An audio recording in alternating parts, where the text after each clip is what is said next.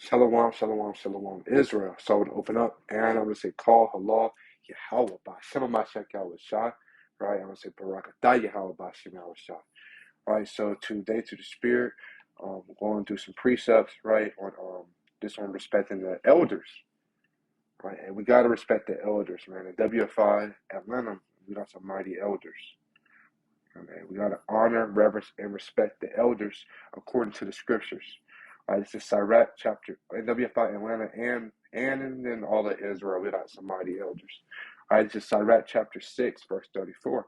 Stand in the multitude of the elders and cleave unto him that is wise. Be willing to hear every godly discourse, and let not the parables of understanding escape thee. So the Most High tells us to stand in the multitude of elders, right? Because they're going to drop wisdom, Most High willing. All right, let's go to Leviticus 19. All right, this is Leviticus chapter 19, verse 32. Thou shalt rise up before the hoary head, and honor the face of the old man, and fear thy God. I am Yahweh. Hey, so we have to rise up before the hoary head. Let's see what that word means in the Hebrew. All right, Leviticus chapter 19, verse 32. All right, the hoary head. Hey, it means gray head, man. So we have to rise up before the gray head. Right, and in the Hebrew, this word would be shayabah,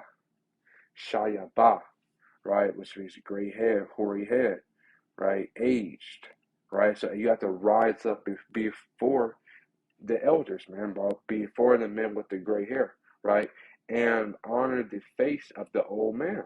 It doesn't just say in the truth, man. We have to honor the face of all of our elders, right? Whether it's your grandfather, your uncle, your great grandfather, anybody, whether it's just a stranger.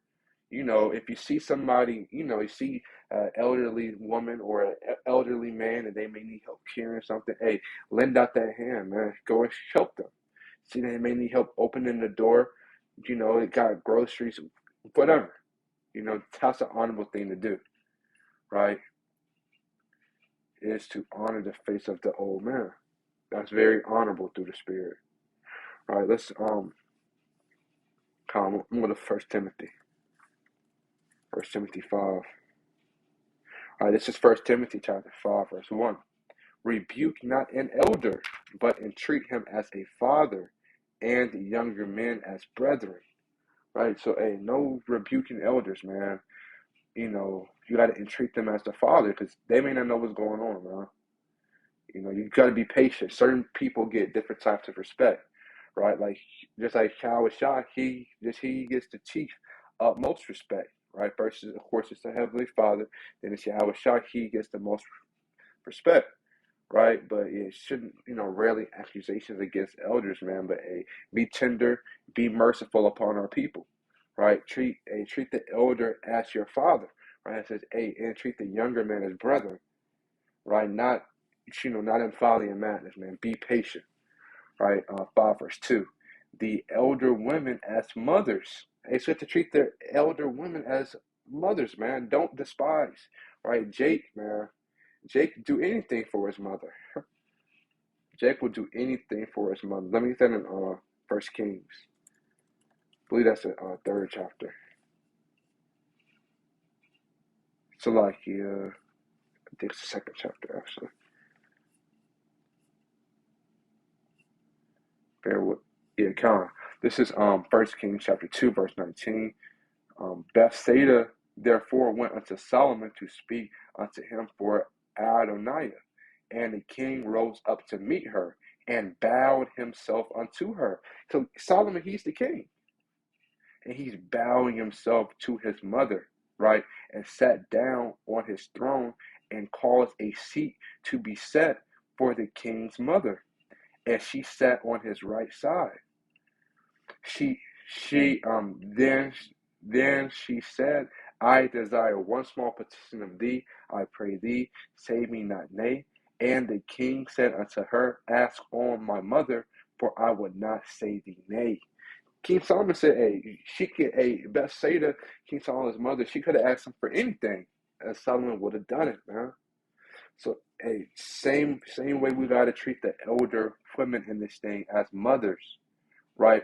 The younger as sisters with all purity, right? So you got to not in folly and madness, and you going off, right? But hey, treat the elder women as mothers and treat the younger women as sisters, right? That's how we got to move in this thing, man. Treating our elders with some respect, man. Because in the world, that's where you got to disrespect your elders, and that's going off as hell. All right, this is Isaiah chapter 3, verse 5. And the people shall be oppressed, every one by another, and every one by his neighbor. The child shall behave himself proudly against the ancient. Man. Hey, we got to come out of that mindset, man. Where you're talking back to your grandma. That's off. You're kind of making fun of your granddad. He kind of barely walk. You kind of mocking him, behind his back. That's off. Nowadays our children behave proudly against the ancient, right? And debase against the honorable. Right? It's time to come out of that, man. We got to treat our elders with some respect, man. Our elder men and our elder women with some respect, with all purity. All right, let's jump down to verse 17. Right, 1 Timothy chapter 5, verse 17. Let the elders that rule well be counted worthy of double honor. Hey, so the elders that rule well, man, they get double honor, man. That's what the Lord said, right? And you have many mighty elders within this truth, man. Brothers just sit down and then everything just came to you, right? Brothers watch brothers. Right? Brothers have been in this thing, some brothers for 15 years, 8 years, 30 years. That's a long time, 30 years, man. Most are willing, if it be the Lord's will, man, most are willing, if we're here for that long, Lord willing, we can endure. Lord willing, we're not here for that long. But if we are, Lord willing, man, He put the Spirit in us to endure for 30 years, man. That's mighty, right? Teaching the nation, huh? Right? Especially they who labor in the word and doctrine. You have many mighty elders in Israel that labor in the word and doctrine, man, that have been laboring and put it in brick. You'll watch videos from before you were born. I've seen videos from mighty elders before I was born, bringing out the word. Man, I had to sit back. I had to humble down. I was confounded. These brothers been pushing the word, laboring for the Lord, man, keeping the faith, being patient, being humble, right? Keeping in a steady mind for longer than Dan and I've been alive, right? Those brothers deserve double honor, right? All praise to the Most High for the spirit that He put upon those brothers. Let's go to Proverbs 16, 31. It's Proverbs 16, verse 31.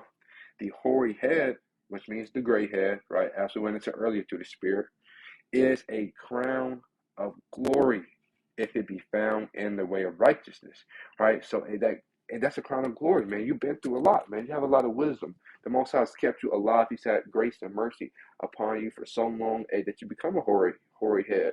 A lot of people, especially nowadays, man, a lot of our people don't have that opportunity. You're getting locked up, just in diverse, dangerous situations. You get shot at, you may get shot up. You eat pork, you're having a stroke when you're 38 years old, your heart going out, your health is terrible, right? So a lot of people don't even make it to be a hoary head, right? So that's a crown of glory, man. Especially if it be found in the way of righteousness, man. Especially as it says, and I'm gonna go back to it real quick. I don't want to misquote it, right? 1 Timothy 5, right? Especially if that hoary head is found in the word and doctrine, man. That's mighty. All right, all praises to the Most High. All right, let's get Sirach chapter 8. All right, this is Sirach chapter 8, verse number 9. Miss not the discourse of the elders. Hey, so don't miss the discourse of the elders, man. When elders are talking, hey, Most High willing, a brother should want to be there with, right? For they also learn of their fathers, and of them thou shalt learn understanding, and to give answer as need requireth. Right? So and you can learn from the elders, man. Hey, I've heard some stories. Brother's been through a lot, man. Brother's seen a lot in the world, in the truth, and there's a lot that we can learn, man. A lot. Right, so hey, miss out the discourse of the elders. I'm also grab Sirach chapter 32. I think it's verse 7, if I'm not mistaken. Yeah, come on, Sirach 32, verse 7. Speak, young man, if there be need of thee. Right, so when you're dealing with the elders, man, when you're listening, man, speak if need be, if it's required of you. If they're asking a question, they ask you a question, hey, that's when you speak. Not you just taking over the whole conversation. That's off. Right? And yet scarcely when thou art asked twice, right? Let thy speech be short. So when you're dealing with the elders, man, you want your speech to be short, right? Comprehending much in few words, be as one that knoweth and yet holdeth his tongue. Right? Because you read about that in Job chapter 32, right? I'm gonna try to, Lord willing, that's Job 32. Try to get that. And maybe 31. Let's see. Come on, this is Job 32, verse 4. Now, Elihu had waited till Job had spoken because they were elder than he. And so Elihu, if I'm pronouncing that correctly, right? Hey, he waited for the elders to speak, man. He waited for Job to speak. He waited for Eliphaz to speak. He waited for Job's friends to speak, right? Because they were elder than him. I'm going to jump to verse 6, right? And Elihu, the son of Barachel, the Puzite, answered and said, I am young, and ye are very old. Wherefore I was afraid. Elihu said he was afraid to speak before the elders, right? And durst not shew mine opinion. Elihu basically said that he shut up while the elders were speaking, man. And he did not want to even show his opinion. Right? That's very humble and that's very mighty right there. All right, in Job 32, this is a beautiful chapter. All right, so, Lord willing, man, be around the discourse of the elders, man. Hey, because they'll teach you something, Lord willing. And don't overrun and you're talking forever. That's off. All right, this is 1 Kings chapter 12, verse 6, right? This is an example about when a man should have listened to the elders, right? And King Rehoboam consulted with the old men that stood before Solomon his father while he yet lived and said, how do ye advise that I may answer this people? Right, so Rehoboam, it was wise of him to go to the elders, right? The men that literally consulted with Solomon, and Solomon was the wisest man ever. Solomon, he didn't need elders. He knew more than the elders, but he still had elders, man. All right, verse 7, right? And they spake unto him, saying, if thou wilt be a servant unto this people, and they spake unto him, saying, if thou wilt be a servant unto this people this day, and wilt serve them, and answer them, and speak good words to them, then they will be your servants forever. And so the elders, in their wisdom, all praise to the Most High, told Rehoboam to speak to Jeroboam, speak to the nation of Israel nicely, speak to them kindly. Right? Let's see what he did, though. But he forsook the counsel of the old men, which they had given him, and consulted with the young men that were grown up with him, and which stood before him. So he said, F what they saying, I'm gonna see what my homeboy saying. That's off. He should have took the counsel of the elders, man, because that was the right counsel, right? That's off. Verse 10, and the young men that were grown up with him spake unto him, saying, thus shalt thou speak unto this people that spake unto thee, saying, thy father made our yoke heavy, but make thou it light unto us. Thus shalt thou say unto them, my little finger shall be thicker than my father's loins. And that's off, man. That's real off. Right, here's people asking, make the yoke light, man, because Solomon, he was taxing the people, man. They had to bring certain things to Solomon, right? So these are your brothers. This is the nation of Israel, right? This is the northern kingdom asking, can you lighten it up? and he said, nah, my little finger is thicker than my father's loins. That's off. All right, let's see what was the end result of that, of him, you not going with the elders' authority, doing what he wanted to do, listening to the young men. All right, let's see the end of that. Right, 1 Kings 12, verse 16. So when all Israel saw that the king hearkened not unto them, the people answered the king, saying, what portion have we in David? Hey, so when they saw Rehoboam said what he said, and he wasn't meek, he wasn't humble, brothers said, hey, what portion do we have in David, man? They said, hey, we're not even rocking with, basically saying we're not rocking with Judah, man. This is when the nation separated officially, under Rehoboam and Jeroboam, right? Where you had the northern kingdom and you had the southern kingdom, right? Neither have we inheritance in the son of Jesse. To your tents, O Israel. Now see to thine own house, David. So Israel departed unto their tents. So that was the wrong decision, right? Rehoboam did not listen to the elders, and that was the wrong decision, right? We're gonna close out in Titus. Touch on the elder women earlier, we'll touch back onto it through the Spirit. All right, Titus chapter 2, verse 3. The aged women likewise, that they be in behavior of becometh holiness, not false accusers, not given to much wine, teachers of good things. And so the elder women, man, you have to be teachers of good things, man. All right? That they may teach the young women to be sober. So the elders, they're always supposed to teach, right? The elder women are supposed to teach the young women to be sober, right? To love their husbands and to love their children. Hey, teach them how things are supposed to go, right?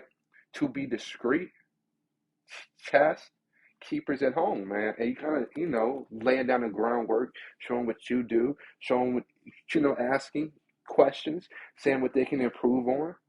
That's mighty right there, right? Good, obedient to their own husbands, that the word of God be not blasphemed, right? So, hey, that's the type of time the elder women should be on, right? That's the type of time, man, teaching the younger women good things, right? To build up the nation, to build up children, to build up the husband, and ultimately to magnify the name of Yahweh B'Shem HaMashiach Yahushua, right?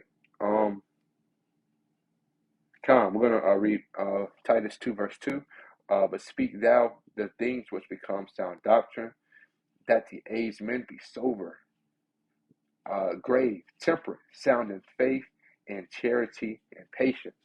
That's how the aged men are supposed to, aged men, right? Verse 6. Young men likewise exhort to be sober-minded. And so the aged men are supposed to exhort, man. Provoke. Let's see what this word exhort means in Greek real quick. And this is what the elders are supposed to do, man. Exhort. Titus 2, verse 6. Let's see what this word exhort means. All right. And we can go into what the word sober-minded means. All right. Parakaleo, right, means to admonish, to beg, to beseech, to encourage and strengthen. So the elder men are supposed to encourage and strengthen the younger men. That's what's supposed to be going on, right? To be sober-minded. Let's see what this sober-minded is going into. All right, one mind, to exercise self-control, right? That's the time that our elder men are supposed to be on, man. Exhortating the men of the Lord to be in self-control, man. To deny their flesh, to deny temptation, right? To be diligent, to be fervent for the Lord, man. To walk uprightly, right? That's the type of time, right? So, hey, most are willing, this lesson was edifying through the Spirit, man. We have to honor, we have to reverence, and we have to respect the elders, men and the elder women within our nation. Treat the elder men as fathers, and treat the elder women as mothers. Right? I'm gonna get a precept on that as well. I want Proverbs 20. Proverbs 20, verse 20. Whoso curseth his father or his mother, his lamp shall be put out in obscure darkness. AKA, you're gonna fall out the truth. All right, so hey, you got to be careful how we speak to the elders, man, to the elder women and to the elder men. You're supposed to treat them as father and mother. Hey, if you curse them out, hey, the Most High said He's going to blow out your candlestick. He's going to blow out your lamp. All right, so hey, we got to be very careful within these last days. All right, so with that, I I want to say Yahweh by Shemi Awashai, Barakatah, La'alana Yahweh. Bashema Mashek Awashai, La'alana Kayah Hashem Katakabab, Hallelujah, Hallelujah, Hallelujah. All praises to Yahweh by Shema Mashek Awashai. Shalom.